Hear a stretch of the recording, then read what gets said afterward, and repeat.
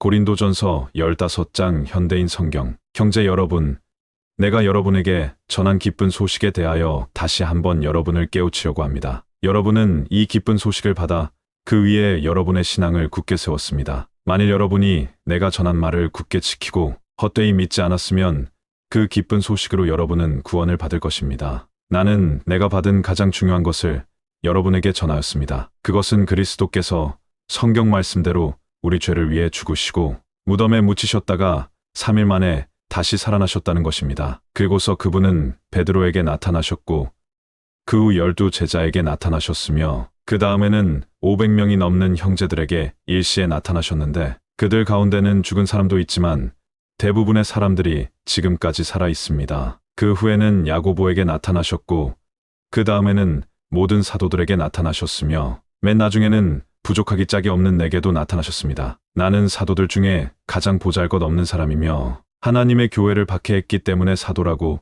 불릴 자격마저 없습니다. 그러나 오늘날 내가 이렇게 된 것은 하나님의 은혜로 된 것이며 내게 주신 그분의 은혜가 헛되지 않아 내가 다른 모든 사도들보다 더 많이 일했습니다. 그렇지만 그것은 내가 한 것이 아니라 나와 함께 하신 하나님의 은혜였습니다. 이런 사람이 나든 그들이든 우리가 다 부활의 소식을 전하였고 여러분도 이것을 믿었습니다. 그리스도께서 죽은 사람 가운데서 다시 살아났다고 전파되었는데 어째서 여러분 가운데는 죽은 사람의 부활이 없다고 하는 사람이 있습니까? 만일 죽은 사람의 부활이 없다면 그리스도께서도 다시 살아나지 못하셨을 것입니다. 만일 그리스도께서 다시 살아나지 못하셨다면 우리의 전도와 여러분의 믿음은 헛되고 맙니다. 더구나 하나님이 그리스도를 다시 살리셨다고 우리가 증거했기 때문에 우리는 하나님의 거짓 증인이 될 것입니다. 만일 죽은 사람이 다시 살아나지 못한다면 하나님이 그리스도를 다시 살리지 않으셨을 것입니다. 만일 죽은 사람이 다시 살아나지 못한다면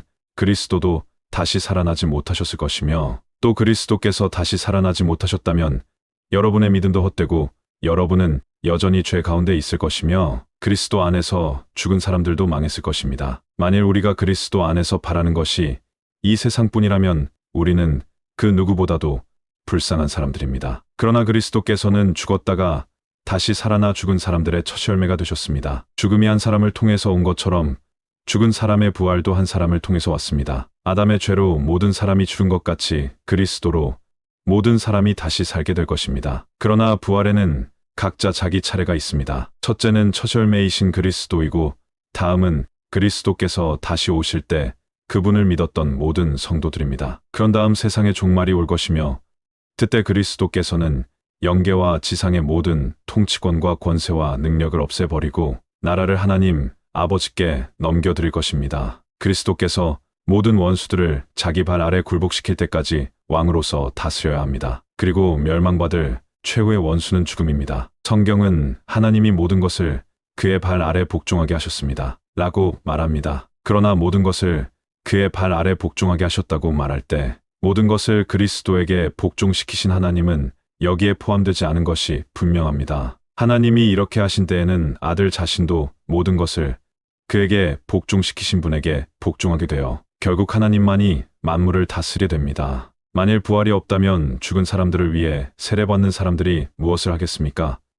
죽은 사람이 살아나지 못한다면 어째서 그들을 위해 세례를 받습니까? 또 무엇 때문에 우리가 끊임없는 위험을 당해야 합니까? 형제 여러분, 우리 주 그리스도 예수님 안에서 내가 여러분을 자랑스럽게 생각하는 것만큼 확실하게 말하지만 나는 날마다 죽습니다. 내가 만일 인간적인 생각으로 에베소에서 사나운 짐승들과 싸웠다면 내게 무슨 유익이 있었겠습니까? 만일 죽은 사람이 다시 살아나지 못한다면 내일 죽을 텐데 먹고 마시자 할 것입니다. 여러분은 속지 마십시오. 악한 친구와 사귀면 좋은 버릇마저 그르치게 됩니다. 정신을 똑바로 차리고 죄를 짓지 마십시오. 여러분 가운데 아직도 하나님을 제대로 알지 못하는 사람이 있기에 내가 여러분을 부끄럽게 하려고 이런 말을 합니다. 그러나 죽은 사람이 어떻게 다시 살아나며 어떤 몸을 갖게 됩니까?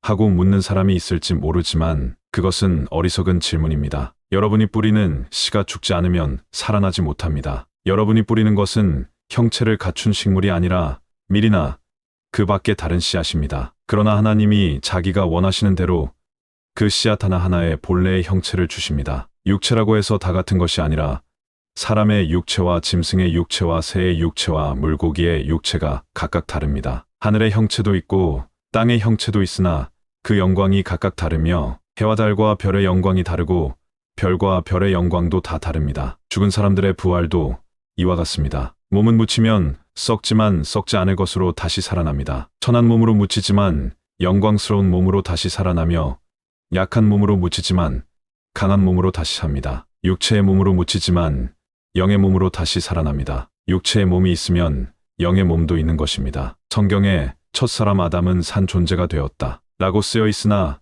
마지막 아담인 그리스도는 생명을 주시는 영이 되셨습니다. 그러나 영적인 것보다 육적인 것이 먼저 왔으며 그 다음에 영적인 것이 왔습니다. 첫사람 아담은 땅에서 흙으로 빚어졌지만 둘째 사람 예수님은 하늘에서 오셨습니다. 흙에 속한 사람들은 흙으로 만들어진 아담과 같고 하늘에 속한 사람들은 하늘에서 오신 그리스도와 같습니다. 우리가 지금은 흙으로 빚은 사람의 몸을 지니고 있으나 언젠가는 하늘에서 오신 그리스도와 같은 몸을 갖게 될 것입니다. 형제 여러분, 내가 여러분에게 말하지만 살과 피는 하나님의 나라를 물려받을 수 없으며 또 썩을 것은 썩지 않을 것을 물려받을 수 없습니다. 내가 이제 한 가지 비밀을 말하겠습니다. 그것은 우리가 죽지 않고 모두 변화된다는 것입니다. 마지막 나팔 소리가 울릴 때 눈 깜짝할 사이에 죽은 사람들이 썩지 않을 사람으로 다시 살아날 것이며 우리는 모두 변화될 것입니다. 이 썩을 것이 썩지 않을 몸을 입고 이 죽을 것이 죽지 않을 몸을 입을 수밖에 없습니다. 이런 일이 일어날 때에는 승리가 죽음을 삼켜버렸다 라는 성경 말씀이 이루어질 것입니다. 죽음아, 너의 승리가 어디 있느냐? 죽음아, 내가 쏘는 것이 어디 있느냐? 죽음이 쏘는 것은 죄이며 죄의 힘은 율법입니다. 그러나 우리 주 예수 그리스도를 통해 우리에게 승리를 주시는 하나님께 감사합시다. 나의 사랑하는 형제 여러분, 그러므로 굳게 서서 흔들리지 말고 항상 주님의 일에 열심을 다하십시오. 주님을 위한 여러분의 수고는 결코 헛되지 않을 것입니다.